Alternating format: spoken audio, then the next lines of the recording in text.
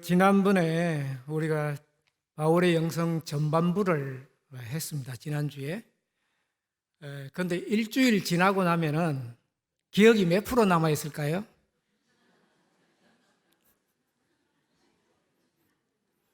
여러분의 기억이 몇 프로 정도 남아 있을까요?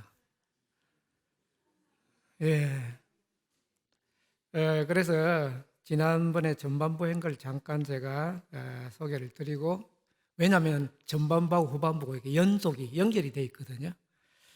지난번에는 도대체 영성이란 게 뭐냐, 그렇게 영성이 뭐냐, 그렇게 이야기를 했는데, 오늘 우리 이 시대에 우리 신앙인이 겪는 공통된 어려움 중에 하나가, 신앙생활을 오래 하다 보면 일종의 매너리즘에 빠진다, 그런 이야기를 했죠.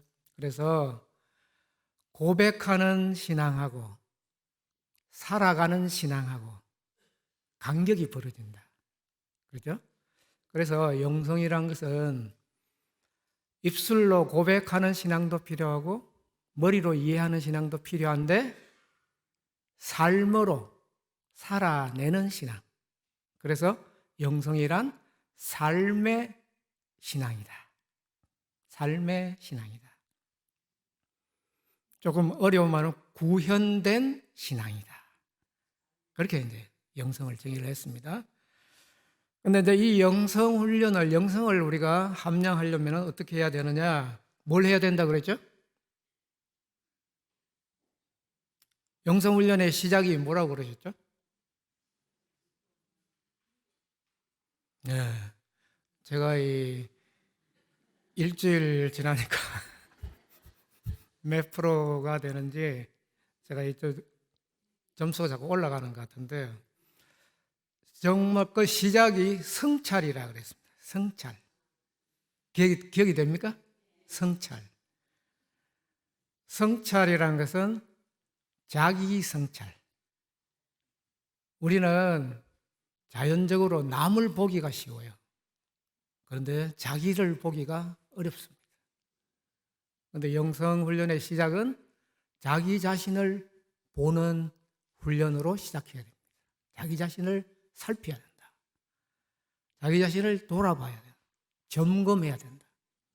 그래서 사도 바울이 그런 말씀했죠. 예수님 말씀 기억나죠? 내 속에 있는 빛이 어둡지 아니한가 살펴라. 내 속에 있는 빛이 어둡지 아니한가 살펴라. 우리 속에 무슨 빛이 있는가? 그것은 여러분이 살펴보시면 볼 수가 있을 겁니다. 바울은 내가 믿음 안에 있는지 너 스스로를 테스트해봐라. 시험해봐라. 그리고 확실한 증거를 가져라. 그렇게 군면을 했어요. 이러한 이제 예수님과 바울의 권면에 따라 우리가 성찰, 자기 자신을 살펴야 된다. 특히 요즘 시대같이 시대가 혼란스럽습니다. 사회도 혼란스럽고 가정도 그렇고 혼란스럽습니다. 뭔가가 세상이 불안하고 세속화되어가는 그런 사회 속에서 내가 누구인가? 나는 지금 무엇을 하고 있는가? 나는 어디 있는가? 이것을 되물어 봐야 됩니다. 질문해야 됩니다. 그래서 우리가 죄를 짓고 나서 우리 창세기 3장 보면은 하나님이 아담을 찾으십니다. 아담아, 내가 어디 있느냐? 우리는 때때로 어디 있는지를 모릅니다. 방향 감각을 잃고 산다. 그래서 성찰이 중요하다고 그랬습니다. 이렇게 이제 자신을 성찰하는 가운데 인생에 우리 살아가는 가운데 크고 작은 어려움, 시련을 만납니다. 그런데 루터 같은 개혁자는 영성 수련을 하기 위해서는 시련이 반드시 필요하다 그랬습니다.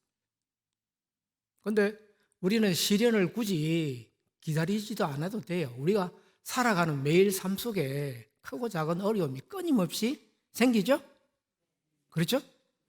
예, 시련을 기다리지도 않아도 돼요. 우리 주위에 널널하게 늘어져 있습니다. 시련이. 그래서 시련을 만나면 사도 바울은 몸에 가시가 있다 그랬는데, 시련을 만나면 간절히 기도하라 그렇게 이야기했죠. 사도 바울이 간절히 기도를 했다. 그리고 간절히 기도하면서 하나님의 말씀을 주시는 말씀을 깊이 뭐라고요? 깊이 묵상, 생각해라. 말씀을 깊이 생각해라. 그 말씀을 깊이 생각하면 할수록 그 말씀에 새롭고 그리고 하나님의 놀라운 그러한 뜻을 찾을 수가 있다. 그렇게 얘기했습니다. 그래서 한 말씀 한 말씀이라도 그것을 가볍게 생각하지 마시고 깊이 있게 좀 생각해라. 이런 충고는 영성가들이, 리차드 포스트나 이런 영성가들이 하는 그런 중요한 충고입니다. 오늘 우리 시대에 우리는 너나 내나 할 것 없이 조급증에 사로잡혀 있다. 금방 해가지고 금방 만족이 와야 되는 그런 우리의 성미랄까요? 생활이랄까? 그런 데 젖어 있다.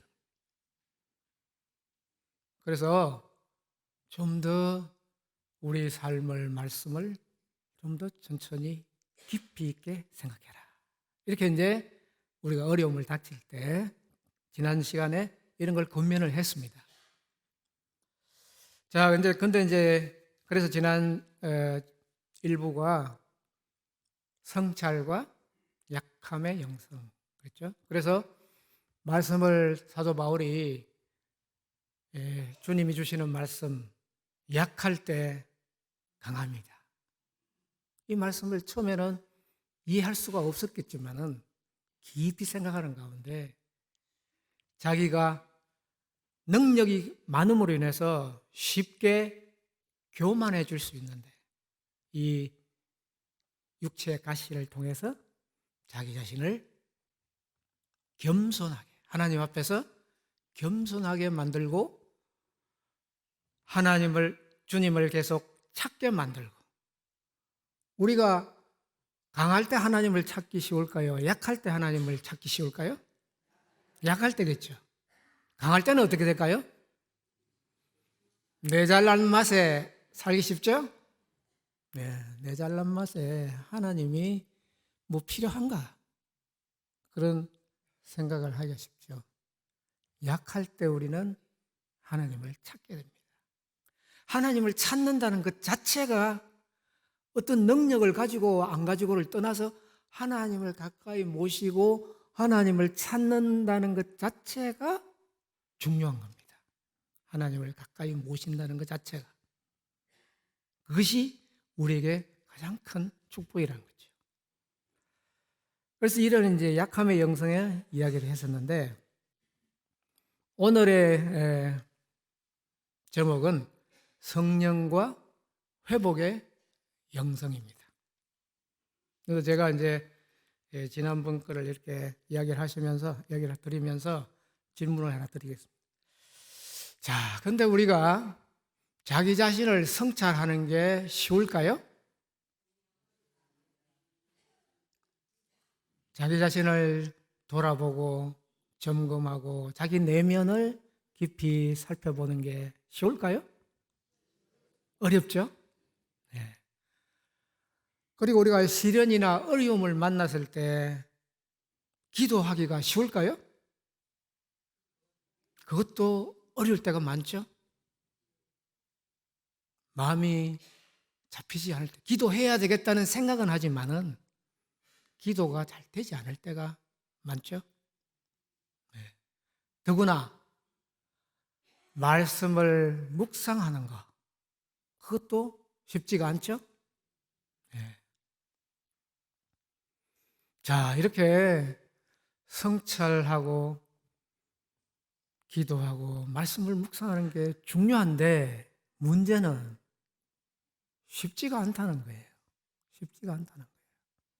내가 해봤는데 어렵더라. 해봤는데 쉽지가 않더라. 안 해본 사람이 있겠습니까? 우리 교회 생활 여기 하시는 분들 10년, 20년 하시는 분 중에 그렇게 안 해본 사람이 있겠습니까? 다 해보셨겠죠? 그런데 어렵죠. 깊이 하나님을 만나는 게. 우리가 어려울 때 하나님께서 우리의 체질을 아시기 때문에 우리가 어려울 때 우리를 도와주시는 분을 우리 곁에 보내셨어요. 그분이 누구세요? 예, 이건 답을 다 잘 아시네. 성령님을 우리 가운데 곁에 보내주셨어요. 예수님이 떠나실 때 제자들에게 내가 보혜사 성령을 보내시는데 그 성령께서 너희와 함께 있을 것이고 너희 속에 있을 것이다. 이렇게 말씀했습니다. 그래서 이 보혜사 성령이라는 말을 하는데 제가 이 성령을 언급한 이유는 우리가 이제 교회에서 성령이라 그러면은 많은 분들이 성령의 그 사역에 대해서 알고 계시는데 성령을 불 같은 성령이다. 그리고 또 성령께서는 방언을 주신다. 뭐 이런 이제 것을 알고 계시는데 성령께서는 이런 능력과 힘을 주실 뿐 아니라 주시지만은 성령 기본적으로 인격적인 분입니다. 그렇죠? 그런데 인격적이다는 말을 이해하기가 참 어려운 분들이 많아요. 인격적이다. 왜냐하면 삼위일체 중에 한 분이시기 때문입니다. 그런데 이 성령님이 이 보혜사 성령님이 우리 속에 계시는데 보혜사라는 이 명칭이 신약 성경에 보혜사라고 번역이 되어 있는데 한자를 이렇게 보면은 보혜사라는 뜻은 보자가 지킨다. 그리고 지킨다. 그리고 우리에게 보호한다 하는 보자입니다. 지킨다, 보호한다. 해자는 은혜 해자입니다. 은혜 해자. 그러면은 보혜라는 말은 은혜를 지키고 보호한다는 뜻입니다. 그럼 무슨 은혜일까요? 무슨 은혜일까요? 하나님께서 그 아들 예수 그리스도를 통해서 우리에게 주신 구원의 은혜. 구원의 은혜. 구속의 은혜. 이 구원의 은혜를 우리가 받았음에도 불구하고 이렇게 혼란스럽고 그리고 험한 세상을 살다 보면 우리는 그것을 지키고 보호하는 것이 어떻습니까? 어려워져 가죠. 그래서 이 보혜사라는 이 용어는 우리가 예수 그리스도를 통해서 하나님으로부터 받던 그 구원의 은혜를 늘 새롭고 감격스럽고 능력 있게 체험할 수 있도록 그 은혜를 지키고 보호해 주시는 분이다. 그런 뜻입니다. 이해가 좀 되십니까? 지키고 보호해 주시는. 그래서 이 보혜사는 그래서 헬퍼, 영어 성경에서 조력자, 도우시는 분, 헬퍼. 그리고 컴포트, 위로해 주시는 분, 우리를 위로해 주시는.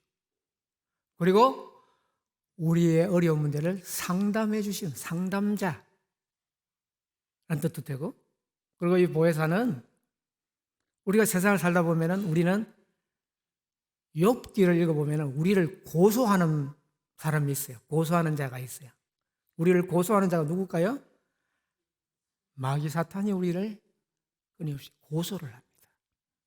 네가 무슨 믿음을 가졌다고, 네가 무슨 구원을 받았다고, 네 하는 행위를 봐라. 우리를 기소합니다. 고소합니다. 고소할 때 우리를 변호해 주시고 우리 편에 서서 내 편에 서서 나를 변호해 주시고 그리고 나를 위해서 대신 말해 주시는 분이 누구시라고요? 성령님이시다. 그래서 성령님을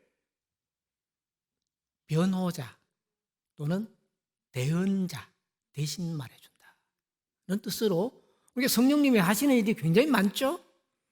우리가 받은 구원의 그 은혜를 지키고 보호해 주시기 위해서 우리를 도와주시고 위로해 주시고 상담도 해 주시고 우리를 변호도 해 주시고 우리를 대신해서 말씀을 해 주시는 분이 성령이시다.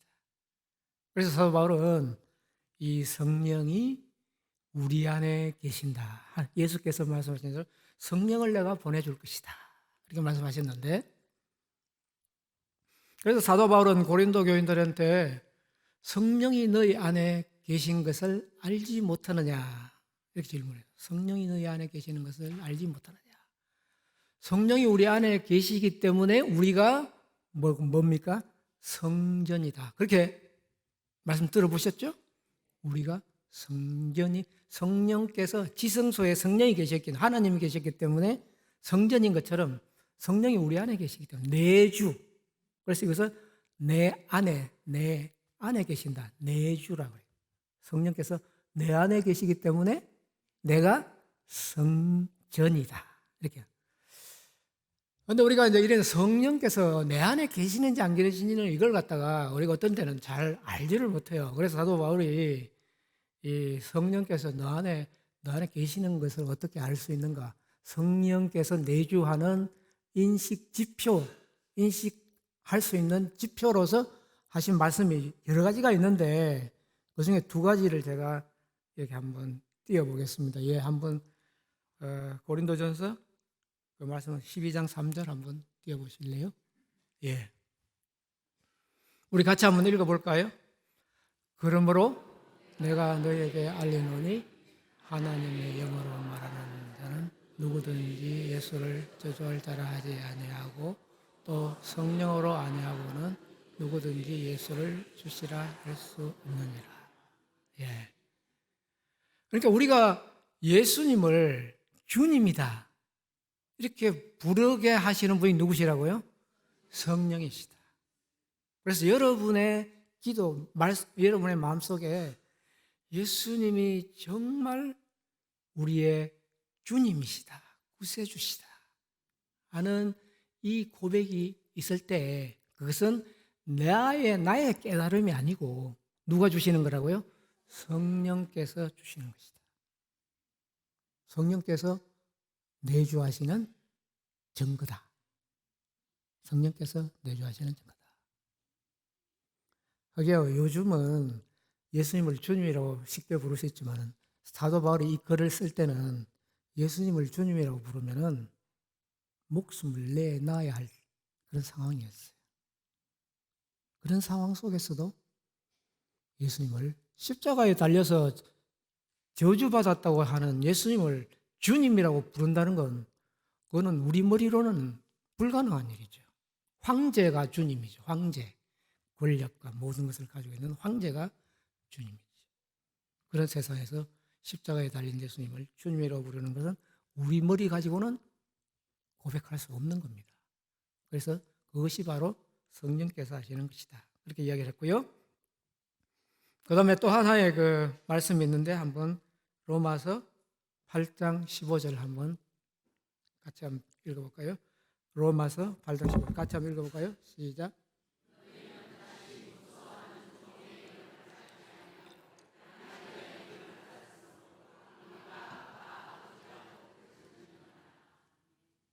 아멘. 그래서 우리가 하나님을 아버지라 이렇게 기도 가운데서 이렇게 깊이 부를 수 있는 것은 바로 성령께서 내주하시기 때문이다. 양자의 영을 받았다. 그래서 우리는 하나님의 영을 받아서 양자와 같은 존재다. 이것을 우리에게 주신 분이 바로 성령이시다. 그래서 이 성령이 이 두 구절을 통해서 이제 우리 안에 계신다. 그러면 이 시간에 성령께서 그러면 우리에게 하시는 일이 무엇인가? 성령께서는 많은 일을 하십니다. 많은 일을 하시는데 오늘 이제 본문을 중심으로 해가지고 회복이라는 주제, 회복의 영성, 회복이라는 주제를 가지고 간단히 말씀을 드리겠어요. 로마서 8장 오늘 본문이 좀 길지만은 길고 또 그 나오는 이 말씀이 조금 용어가 어려운 부분들이 있습니다. 그러나 제가 간단하게 이렇게 요약을 드리겠습니다. 우리가 성령이 우리 안에 계시면은 성령은 우리가 하나님의 자녀인 것을 우리에게 증언을 하십니다. 그래서 우리가 하나님을 아버지라 부르게 한다는 것을 성령께서 증거를 하십니다. 그래서 우리가 하나님의 자녀이면은 사도 바울의 논리에 하면 우리는 하나님의 상속자다. 하나님의 유업을 물려받을 상속자다. 그리고 하나님의 영광을 받을 수 있는 존재다. 우리는 여러분 한 분 한 분이 우리 한 분 한 분이 하나님의 영광을 받을 수 있는 놀라운 존재다. 영광을 받. 그래서 이 영광을 우리가 받게 돼 있는데 그러나 이제 그러한 우리 자신에게도 이 세상을 오늘 본론은 주제는 이 세상을 우리가 살아가다 보면 우리에게는 고난이 닥친다. 고난이 닥친다. 어려움이 닥친다. 고난이 닥친다. 그런데 사도 바울은 이 영광이 너무나 찬란하고 크기 때문에 우리가 이 세상에 받는 고난은 처음에 이렇게 이야기해요. 우리가 이 세상에서 받는 고난은 장차 나타날 영광과 어떻게 한다고요? 비교할 수가 없다. 이렇게 이제 바울은 시작을 합니다. 왜냐하면 우리가 받는 고난에 비해서 받을 수 있는 영광이란 것은 상상할 수 없을 정도로 크고 놀랍다. 이렇게 시작합니다. 자, 근데 이제 사도 바울의 논리에 아주 참 놀라운 점이 있는 것은 비록 우리가 받는 고난이 영광과 비교하면은 도대체 비교할 수 없을 만큼 그렇지만은 영광이 크지만은 그러나 현실을 살아가는 우리들에게 있어서 우리가 매일매일 당하는 고난이란 것은 정말 견딜 수가 없을 때가 있다는 사실, 어렵다는 사실. 여러 가지 고난이 있죠. 특히 이제 몸에 우리가 입고 있는 몸의 고난. 바울은 앞 시간에 몸에 질병, 가시 같은 고난이 있다고 그랬는데 오늘은 어떤 주제를 다루냐면은 우리 모두가 여러분과 제가 모두가 겪어야 될 우리의 궁극적인 어려움, 문제. 그것이 뭡니까? 여러분과 제가 궁극적으로 겪어야 할 가장 큰 고통이 뭡니까? 죽음입니다.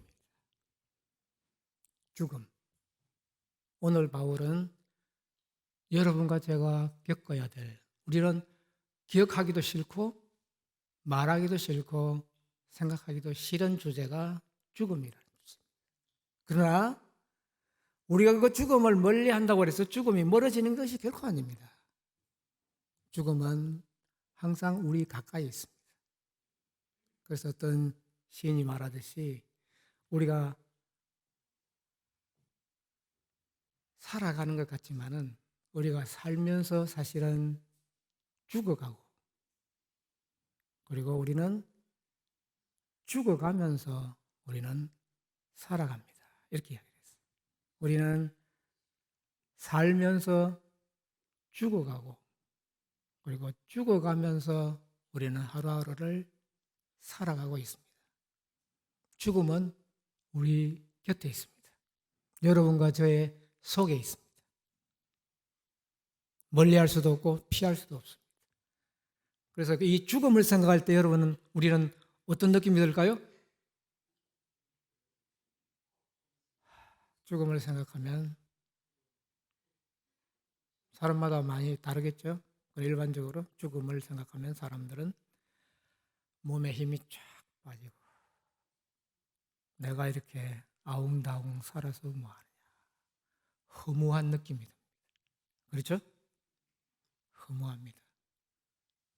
모든 하던 것들이 다 끝장이 나고 허무한다. 그래서 사도 바울은 우리가 피조물이 생명체를 가진 모든 피조물은 허무해. 믿음이 없으면 다 허무한 존재입니다. 그래서 우리 세상 말도 있지 않습니까? 인생이란 게 1장 뭐라고요? 일종 춘문. 성경에서는 잠언인가요? 시편인가요? 너희는 아침에 잠깐 있다가 없어지는 안개니라. 좀 심하다는 느낌이 들죠? 우리가 어디 잠깐 없어집니까? 70년, 80년 지금 90년 이렇게 사는데. 그런데 죽음을 생각하면 인생이란 게 허무해집니다. 그래서 모든 피조물이 허무한데 지금 굴복하고 있다 이렇게 이야기하고 있습니다. 오늘 본문을 보면 그리고 허무해질 뿐 아니라 사실은 또한 죽고 썩는다. 썩어 없어진다. 잠시 있는 것 같은데 없어져. 참으로 놀라운 것은 우리 부모님들의 사진을 보면 분명히 계셨는데 지금 어디에도 안 계시거든요. 그리고 생각을 해보죠. 내하고 우리 아내하고 이렇게 또 사진을 찍어놨는데 우리 자녀들이 나중에 보면 우리는 없겠죠? 사진만 남아있겠죠? 그런 때가 오겠죠? 안 올 것 같습니까? 안 올 것 같다는 생각이 들죠? 허무하고 썩어지고 우리 몸이 끊임없이 죽음을 향해.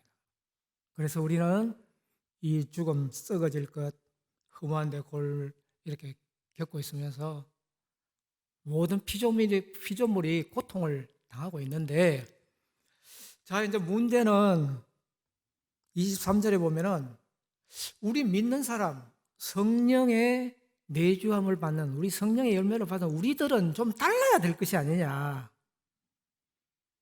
우리는 성령을 받지 않은 사람들하고 좀 달라야 될 거 아닙니까? 우리는 좀 죽지 않는다든지, 우리는 좀 아프지 않는다든지, 피곤하지 않다든지, 뭐 좀 이래야 될 거 아닙니까? 그럼 좋죠. 근데 그렇습니까? 그래서 사도 바울은 오늘 그렇게 해서 성령의 처음 이건 열매를 받은 우리까지도 속으로 뭐 한다고요? 탄식한다. 그런데 바울이 표현을 잘 해놔서 속으로 탄식한다. 겉으로 보면 멀쩡한 것 같아요. 여러분 제가 보니까 겉으로는 다 건강하고 아무 문제가 없는 것 같아요. 그런데 속으로 탄식하죠? 예, 안 그러면 이게 성경이 거짓말하는 거니까. 속으로 탄식하죠? 탄식하고 그리고 한숨 쉬고 그리고 신음하고 심하면 신음하죠. 제일 나이가 들면서 나오는 탄식 소리가 뭐죠? 아이고 소리가 많이 나오면 그건 벌써 아이고 이 소리 나오면 벌써 이제 가는 길을 간다는 겁니다. 속으로 탄식한다. 그러면서 기다린다고 그랬습니다. 우리 몸에 뭘 기다려요? 우리 몸에 뭘요?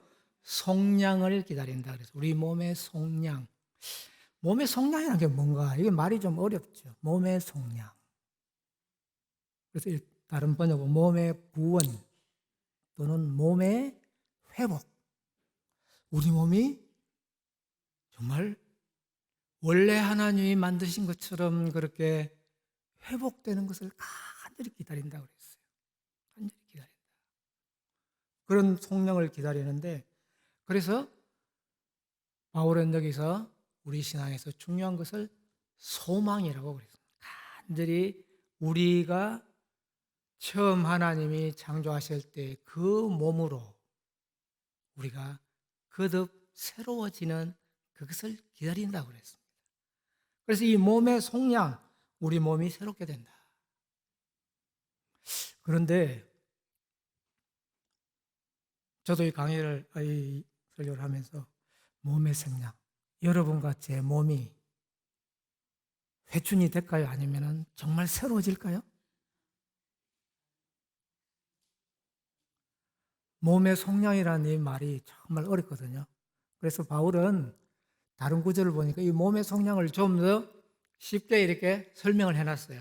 그게 고린도 후서 5장 1절부터 5절까지 나와 있는데 고린도 후서 5장 1절을 한번 우리 읽어보죠. 고린도 후서 5장 1절. 예, 한번 같이 읽어보시죠. 만일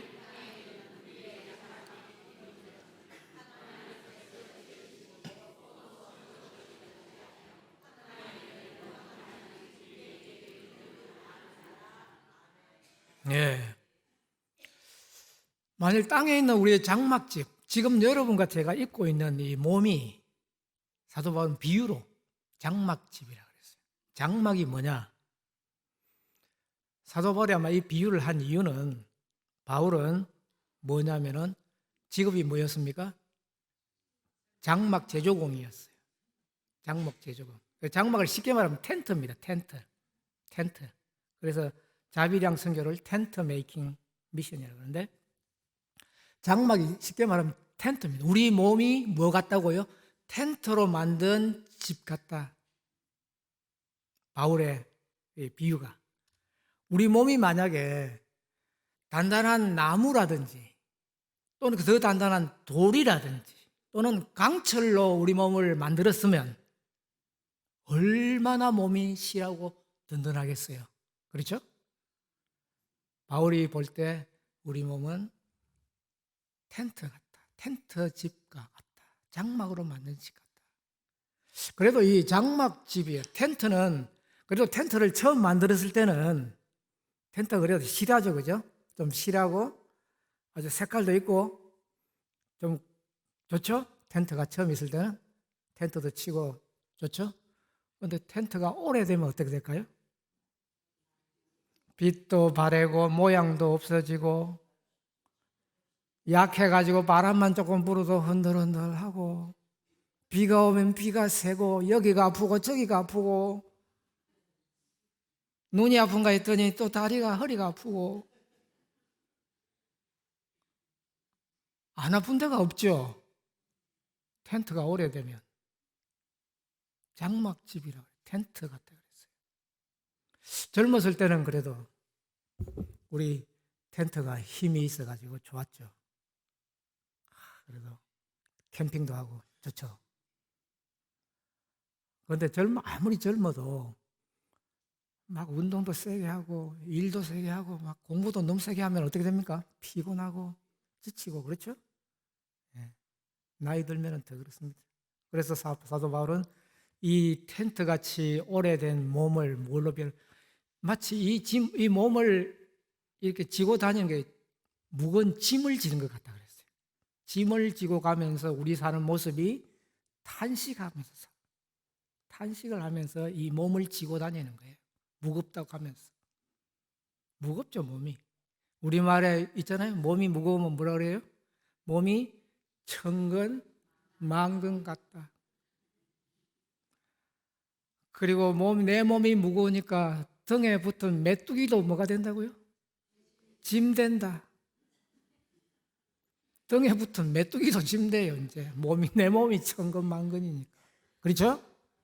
예.